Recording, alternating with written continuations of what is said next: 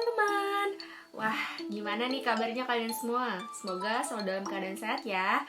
Nah, pada kesempatan kali ini, aku, Adelia Nur Cahayu Saputri, ingin membagikan 6 tips and trik mengenai public speaking.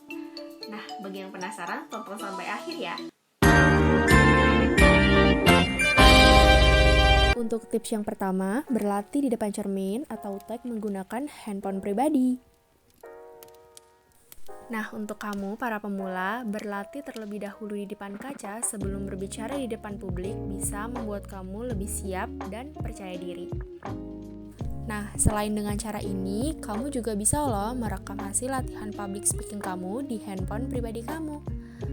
Nah, dengan cara seperti ini, kamu bisa jadi lebih percaya diri dan lebih meningkatkan asah public speaking kamu loh. Setelah itu, kamu juga akan tahu nih apa saja kekurangan dan kesulitan yang kamu miliki saat mengasah public speaking kamu. Tips yang kedua, buat poin-poin penting pembicaraan. Nah, membawa naskah atau contekan itu tentu diperbolehkan, tapi sebisa mungkin jangan sampai sepadat ini ya catatan kamu. Justru dengan catatan yang sepanjang ini, kamu malah tidak fokus dengan apa yang kamu nanti ingin bicarakan. Nah, nantinya juga kamu akan terlihat seperti membaca, alhasil kamu pun tidak natural dalam menyampaikan pesannya. Gak mau kan kalau misalkan kayak begini, yang ada penonton malah gak fokus ke kamu. Nah, lebih baik pakai cara yang ini nih teman-teman. Buat saja poin-poin yang menurut kamu memang sangat penting, dan buatlah secara singkat, padat, dan juga jelas, supaya kamu tidak terlalu terpaku pada tulisan yang kamu catat. Tips ketiga, belajar intonasi. Dengan kamu mempelajari intonasi, nantinya pasti gaya bicara kamu akan menjadi lebih menarik, dan juga pastinya akan menarik perhatian para audiens. Nih, aku kasih contohnya ya teman-teman. Halo teman-teman, di podcast kali ini aku nggak sendirian. Kali ini aku mengundang bintang tamu, yaitu temanku sendiri. Nah, contoh tadi itu menggunakan intonasi yang sangat datar teman-teman. Hal itu malah nantinya akan membuat para audiens tidak tertarik dengan gaya bicara kamu. Halo teman-teman. Wah, di podcast kali ini bakal seru nih teman-teman, karena aku nggak bakal sendiri. Kali ini aku mengundang bintang tamuku, yaitu temanku sendiri di sekolah menengah atas atau SMA.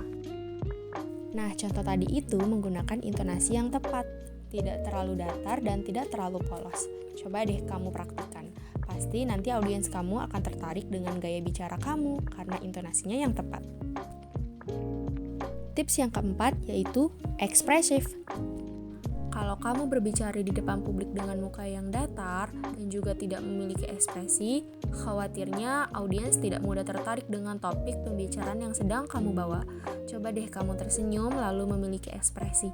Pasti audiens akan lebih mudah tertarik dengan gaya bicara kamu dan topik pembicaraan kamu. Karena sekitar 80% dari komunikasi manusia bersifat nonverbal. Jadi berhati-hatilah dalam menggunakan ekspresi wajah ya teman-teman. Tips kelima, perhatikan tempo saat berbicara. Coba yuk teman-teman kita bandingkan dua contoh berikut ini. Nah, pada kesempatan kali ini kita akan membahas mengenai mental health atau yang biasa kita sebut dengan kesehatan mental. Sebelum kita membahas lebih dalam, alangkah baiknya kita harus mengetahui pengertian dari kesehatan mental itu sendiri. Yuk perhatikan. Contoh tadi adalah contoh yang salah ya teman-teman, karena tidak memperhatikan tempo dan juga bicara terlalu cepat. Alhasil nanti audiens akan mudah bingung dengan apa yang kamu bicarakan. Nih, perhatikan contoh berikutnya. Nah, pada kesempatan kali ini aku akan membahas mengenai mental health atau yang biasa kita sebut dengan kesehatan mental. Sebelum kita membahas lebih dalam, alangkah baiknya kita harus mengetahui pengertian dari kesehatan mental itu sendiri. Yuk perhatikan. Nah, contoh tadi itulah contoh yang benar teman-teman, karena tempo yang tepat dan juga memiliki jeda antar katanya. Alhasil audiens pun pasti akan lebih mudah memahami apa yang kita bicarakan. Tips terakhir, perhatikan bahasa tubuh. Ini adalah dua contoh public speaking menggunakan bahasa tubuh dan juga tanpa menggunakan bahasa tubuh. Nah, dari dua contoh ini kita bisa mengambil kesimpulan bahwa yang menggunakan bahasa tubuh itu jauh lebih menarik teman-teman, karena yang pasti lebih variatif, lebih memiliki ciri khas, dan juga membuat audiens menjadi terlibat ke dalam topik pembicaraan kamu. Yuk, coba kamu terapkan saat kamu berbicara di depan para audiens.